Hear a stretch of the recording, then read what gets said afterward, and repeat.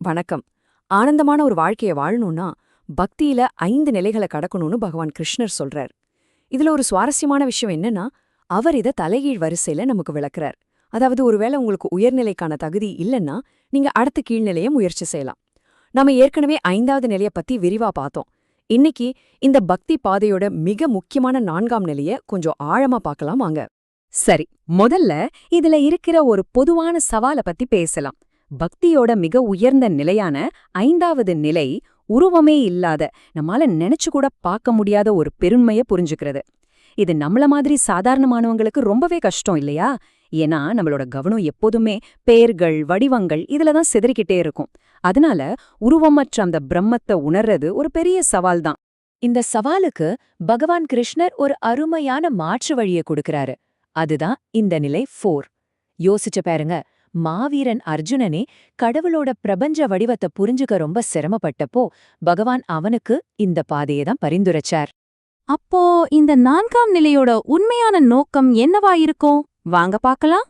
உருவமே இல்லாத ஒன்ன வணங்குறதுக்கு பதிலா நாம கண்ணால பாக்கற, நம்ம சந்திக்கிற ஒவ்வொரு வடிவத்திலையும் அந்த தெய்வீகத்தை காண சொல்றதுதான் இந்த நிலை. சுருக்கமா சொல்லணும்னா, நம்ம மனச இந்த முழு உலகத்தையுமே கடவுளோட ஒரு வெளிப்பாடா பாக்கறதுக்கு பழக்கப்படுத்திக்கணும். ஒருத்தர் இந்த கண்ணோட்டத்தை அடைஞ்சிட்டா அவரோட வாழ்க்கை எப்படி மாறும் தெரியுமா? அவங்க செய்யற ஒவ்வொரு வேலையும் ஒரு பிரார்த்தனை மாதிரி ஆயிடும். அவங்க பேசுற ஒவ்வொரு பேச்சும் தெய்வத்துக்கிட்ட பேசுற மாதிரி இருக்கும்.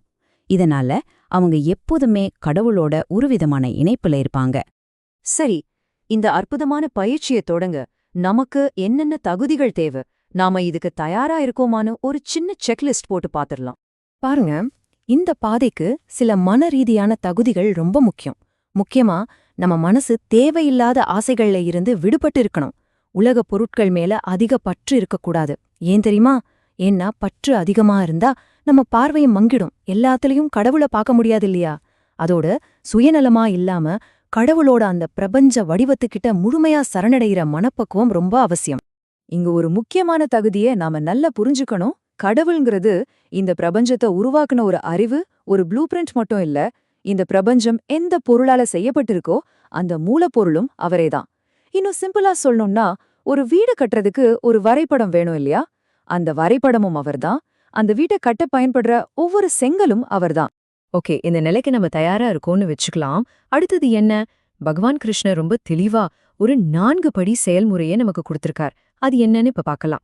முதல்ல அறிவுபூர்வமா இதை ஏத்துக்கணும். எல்லாமே கடவுள்தான் அப்படிங்கறத புரிஞ்சுக்கணும். 2வதா தியான மாதிரி பயிற்சிகள் மூலமா இந்த எண்ணத்துல நம்ம மனச நல்லா நிலைநிறுத்தணும். 3வது ரொம்ப முக்கியமானது, யாரையும் எதையும் வெறுக்கக்கூடாது, எதிர்மறை எண்ணங்களுக்கு இடமே கொடுக்கக்கூடாது. கடைசியா நம்மளோட எல்லாவிதமான ஆசைகளும் அன்பையும் உலகப் பொருட்கள் மேலிருந்து திருப்பி கடவுளை நோக்கி செலுத்தணும். இது ஒரு நாள்ல வர விஷயம் கிடையாது. இது ஒரு தொடர்ச்சியான பயிற்சிங்கிறத நம்ம ஞாபகத்துல வச்சுக்கணும். சரி, இவ்ளோ கஷ்டப்பட்டு இந்த பயிற்சியை செஞ்சா நமக்கு என்ன பலன் கிடைக்கும்? அதோட வெகுமதி உண்மையிலேயே ரொம்ப ஆழமானது. இதனால கிடைக்கிற பலன்கள் தனிப்பட்ட மன அமைதியோட மட்டும் நின்னுடுறதில்ல. அதுக்கு மேல போய் ஆன்மீக பயணத்தோட இறுதி நிலையான 5வது நிலைக்கு போறதுக்கான முழு தகுதியையும் நமக்கு கொடுக்குது.